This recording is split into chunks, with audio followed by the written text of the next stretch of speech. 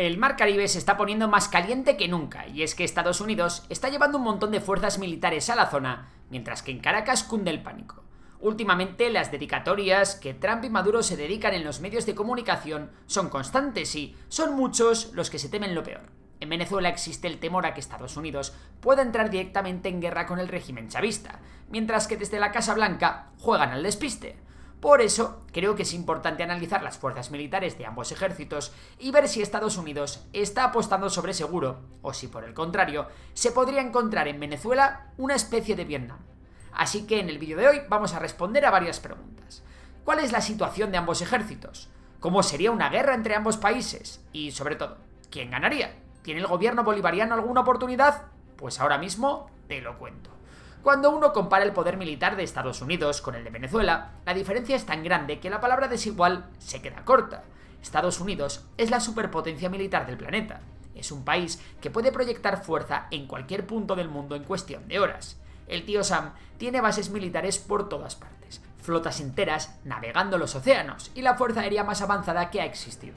Venezuela, en cambio, es un país con un ejército pensado para defender su territorio, con recursos limitados y una tecnología que en muchos casos se ha quedado antigua por los años de crisis y sanciones.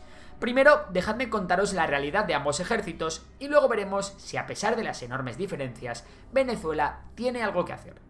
Para que te hagas una idea, Estados Unidos podría atacar desde el aire destruyendo las defensas antiaéreas venezolanas antes de que éstas sepan siquiera que están siendo atacadas. Y además tienen drones, misiles de precisión, satélites, en fin, una locura. Además, la Armada estadounidense juega también en otra liga. Portaaviones gigantes que son como ciudades flotantes, submarinos nucleares capaces de acercarse en silencio a cualquier costa y barcos llenos de tecnología punta. Por su parte, en tierra ocurre algo parecido. Estados Unidos tiene un ejército perfectamente adiestrado y con mucha experiencia en misiones internacionales, mientras que Venezuela nunca se ha visto envuelta en un conflicto militar serio. Pero la falta de experiencia en combate puede ser el menor de los problemas de Venezuela. El ejército venezolano no funciona bien porque dejó de ser, hace mucho, un ejército pensado para defender a un país y se convirtió en una pieza esencial para mantener un proyecto político. En lugar de centrarse en preparar operaciones, entrenar a su gente, mantener equipos y desarrollar una doctrina moderna, la institución se ha llenado de tareas que poco tienen que ver con lo militar. Gestionar empresas públicas, controlar sectores económicos, vigilar la disidencia, hacer propaganda, en fin, un montón de cosas. Además, los ascensos y premios no llegan por ser mejor soldado, sino por ser el más leal al poder. Eso crea una cúpula que se dedica antes a obedecer consignas políticas que a exigir profesionalidad a sus tropas. El resultado es una cadena de mando donde muchos mandos temen más molestar al presidente que a un general enemigo. Por si fuera poco, la crisis económica del país ha terminado de rematar la situación. Hablamos de salarios hundidos, de fuga de personal, de una moral que muy posiblemente esté por los suelos y de un mantenimiento del material que da pena. A eso sumaré la corrupción. Cuando una institución controla negocios, recursos estratégicos y rutas logísticas en un país donde falta casi todo, las tentaciones se disparan. Parte del ejército se ha acostumbrado a vivir mejor gracias a privilegios, a costa de hacer favores y mirando hacia otro lado ante negocios turbios. Cuando la prioridad es proteger el chiringuito, la defensa nacional queda en un segundo plano. Y por último, está luego la economía. Una guerra no se gana solo con armas, sino con dinero. Y Venezuela, atrapada en años de crisis, hiperinflación y caída de la producción petrolera, no puede mantener un conflicto largo. Estados Unidos, por el contrario, es la mayor potencia económica mundial, así que la diferencia está clara.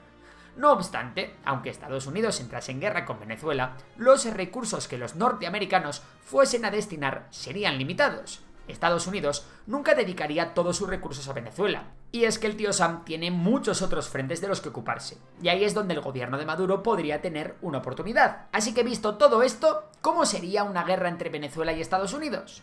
Vamos a verlo. Cuando hablamos de una guerra entre Estados Unidos y Venezuela, no estamos hablando de una invasión como la de Estados Unidos a Irak en 2003. Lo que se discute aquí es una operación relámpago cuyo objetivo sea derrocar a Maduro, establecer un gobierno de transición y celebrar unas elecciones limpias y verificadas con el objetivo de establecer un nuevo gobierno democrático en Venezuela. Sí, dicho así puede sonar muy altruista, pero en la realidad lo que resuena en las cabezas de los estrategas de Washington es algo tan simple como acabar con el gobierno de Maduro para establecer un gobierno afín en el país.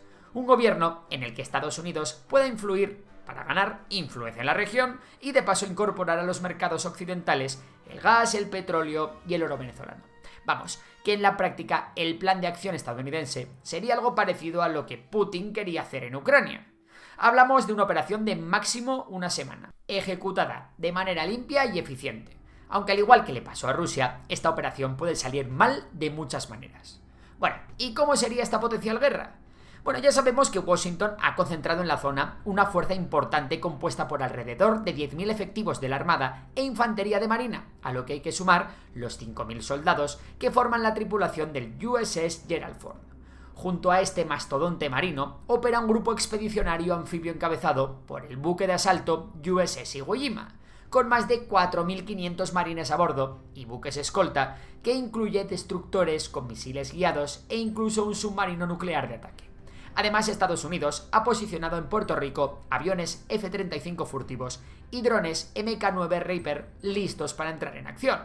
Estados Unidos también cuenta en la zona con una base naval avanzada de operaciones especiales, el buque MV Ocean Trader, el cual se ha instalado cerca de la costa venezolana, sirviendo como base para comandos y helicópteros del 160 Special Operations Aviation Regiment, los llamados Night Stalkers. A todo esto habría que sumar a la flota de bombarderos estratégicos estadounidenses, incluidos a los famosos bombarderos Stealth B-2 y a los bombarderos B-52, los cuales pueden operar desde suelo estadounidense, descargar su munición sobre Venezuela y volver a casa en el mismo viaje.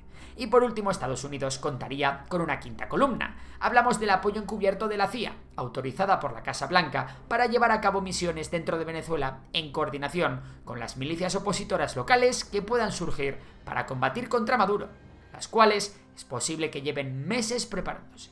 La guerra empezaría con una campaña aérea inicial.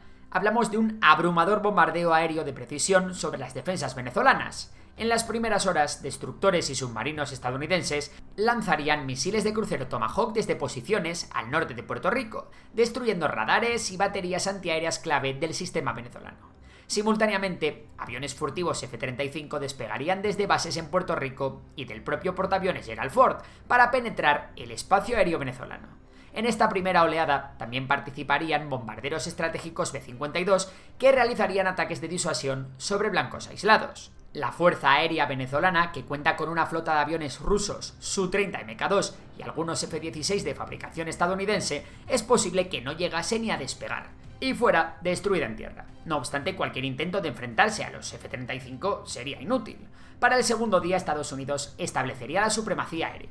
La mayoría de los sistemas antiaéreos de mediano y corto alcance, como las baterías S-125 Pechora 2M y las Buk M2E, desplegadas alrededor de instalaciones petrolíferas y ciudades, serían alcanzadas por bombarderos quirúrgicos estadounidenses.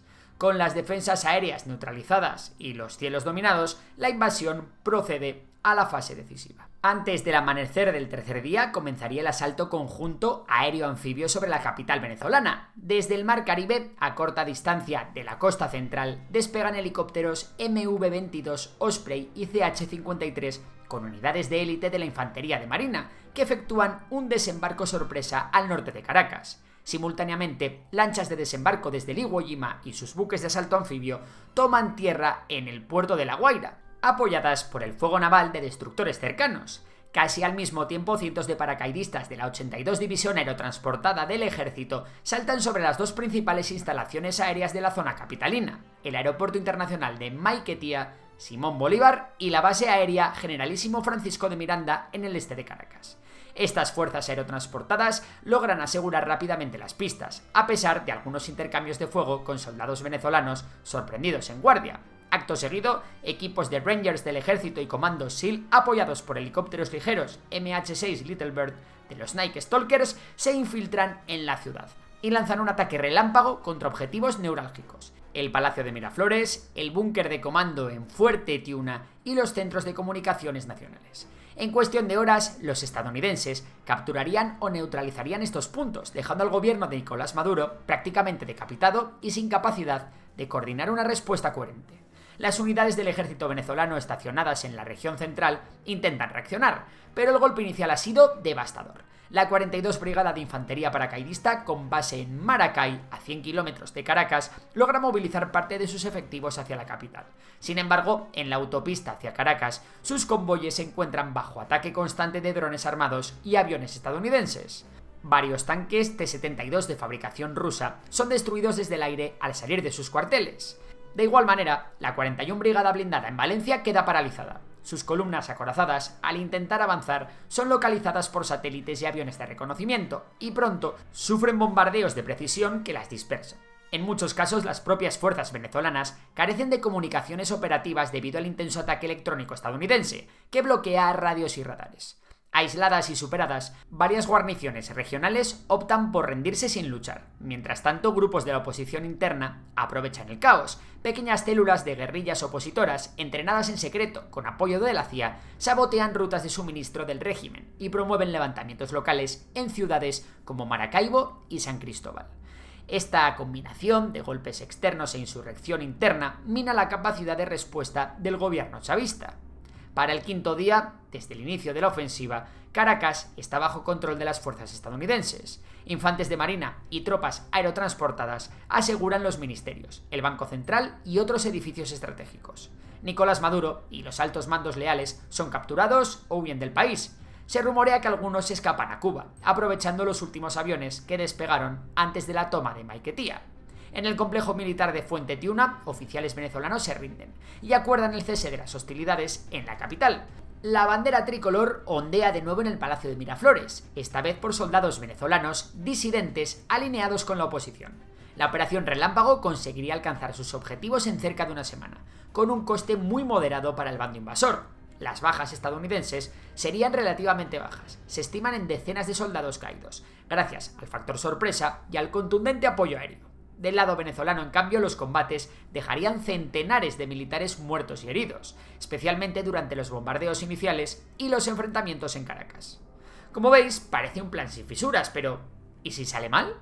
Para que Venezuela lograra repeler la invasión, varias cosas tendrían que suceder al mismo tiempo. En primer lugar, sería necesaria una respuesta militar más eficaz por parte de las fuerzas venezolanas, una eficiencia inesperada de las fuerzas venezolanas que a día de hoy no está en ninguna quiniela. Además, algunos puntos del plan estadounidense podrían salir muy mal. Los helicópteros de las fuerzas especiales estadounidenses podrían ser emboscados por un número importante de misiles portátiles Igla-S. Lo mismo podría ocurrir si algún avión de transporte de paracaidistas fuera derribado por las defensas antiaéreas chavistas. No obstante, al igual que ocurrió en Ucrania, la clave del éxito del ataque estadounidense sería la moral, la disciplina y la estrategia del propio ejército venezolano. El escenario de victoria total implica la rendición en masa de un alto número de soldados y deserciones masivas en el frente, pero ¿qué pasaría si las fuerzas armadas bolivarianas se mantuvieran cohesivas y combativas? Para una victoria chavista, los mandos venezolanos tendrían que resistir el impacto inicial y retroceder de forma ordenada, evitando ser aniquilados en campo abierto. Para que esto saliese bien, el gobierno venezolano tendría que articular muy bien un discurso de propaganda antiimperialista y de resistencia nacional. Un bombardeo estadounidense que por error matase a un número importante de civiles podría ser la excusa perfecta para unir a la población venezolana en contra del invasor. En este improbable escenario, en el que el pueblo venezolano presentase una gran resistencia de manera cohesionada, las brigadas acorazadas podrían replegarse hacia las ciudades. Caracas podría convertirse en un laberinto mortal para los invasores. Pequeños destacamentos venezolanos, conocedores del terreno, atrincherados en los barrios populares y armados con misiles antitanque y francotiradores, podrían emboscar a las patrullas estadounidenses constantemente. Aquí es donde entraría en juego la milicia bolivariana y las fuerzas irregulares leales al chavismo. El gobierno afirma tener entre 4,5 y 8 millones de milicianos voluntarios en todo el país, una cifra que el gobierno no va a ser capaz de movilizar. Pero el gobierno sí podría llegar a contar con decenas de miles de combatientes irregulares dispersos en cada ciudad y cada pueblo. Si esta fuerza paramilitar pudiese montar una guerrilla bien organizada, como hicieron muchos grupos integristas en Irak, las fuerzas estadounidenses podrían sufrir bloqueos de carreteras, sabotaje y ataques constantes contra sus líneas de suministro. El objetivo venezolano, en este caso, no sería ganar la guerra, sino conseguir que la situación llegue a un estancamiento militar que obliga a la Casa Blanca a elegir o retirarse y dar por concluida la misión, con la excusa de que ellos solo habían ido a combatir al narcotráfico, o por el contrario redoblar la apuesta y optar por una larga invasión con muchos más medios, algo que la administración Trump no está por la labor de hacer, y es que sostener una guerra de contrainsurgencia en Venezuela pondría a prueba a las fuerzas de Estados Unidos. La orografía venezolana, selvas al sur, montañas y llanos extensos, brindaría santuarios naturales a las guerrillas chavistas que podrían prolongar el conflicto fuera de las ciudades. Esto implicaría la necesidad de refuerzos masivos por parte de Estados Unidos, así como líneas logísticas seguras desde puertos y aeropuertos, lo cual encarecería exponencialmente la campaña. En este escenario, Estados Unidos podría ganar la guerra, sí, pero a un coste totalmente desproporcionado. Y llegados a este punto, ahora es turno para ti. ¿Cuál crees que sería el resultado de un conflicto así? Nos vemos en los comentarios. Y si te ha gustado este vídeo, más te gustará el curso que he hecho con Enrique Fonseca, del canal Solo Fonseca. Se llama La Cumbre, va sobre geopolítica y te dejo todos los detalles en la descripción del vídeo. Por lo demás, un saludo y hasta la próxima.